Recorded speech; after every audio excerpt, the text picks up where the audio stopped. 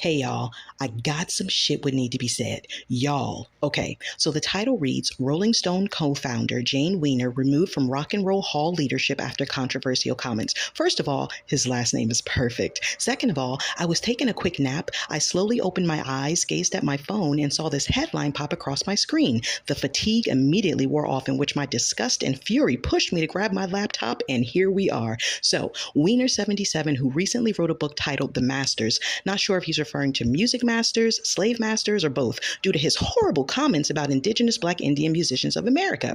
Weiner was asked why he didn't interview women or Black musicians in his new book, to which he responded, Stevie Wonder, genius, right? Maybe Marvin Gaye or Curtis Mayfield? I mean, they just didn't articulate at that level. Weiner co-founded Rolling Stone magazine in 1967, which many know at that time period, America was in a fierce civil rights movement where Dr. Martin Luther King Jr. was assassinated in 1968 the next year. Weiner also co-founded the Rock and Roll Hall of Fame in 1987, which throughout the years there's been ongoing arguments about why it has taken the Hall of Fame so long to acknowledge indigenous Black Indian artists. Well, folks, with Weiner's recent racist comments, I think everyone finally has their answer. It's not that Black musicians didn't already know the answer, but to hear Weiner proclaim it loudly and proudly, it truly shows the people of America and the world just how much visceral hate existed back then and even now.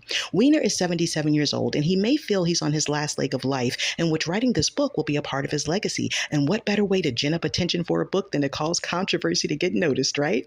Well, Weiner, you did a good job with your promotion, and you did an even greater job of showing the new generation just how oppressed, suppressed, and unfairly indigenous Black Indian artists have been treated in their own country.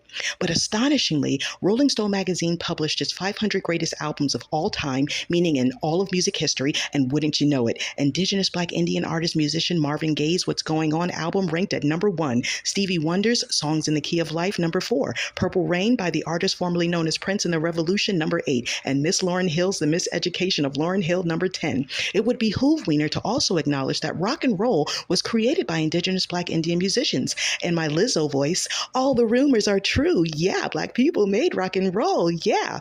Of course, referring to indigenous Black Indian artist, musician, and creator of rock and roll, Willie Mae Big Mama Thornton, who played a guitar and other instruments like no other baby, and who inspired the great Chuck Berry to also play rock and roll music. Elvis Presley was inspired by Big Mama Thornton as he took it upon himself to sing her song Hound Dog. UK artists like the Rolling Stones boasted about their work being inspired by indigenous Black Indian artist Muddy Waters of Chess Records, while other UK artists loudly and proudly proclaimed they simply copied Black artists' music.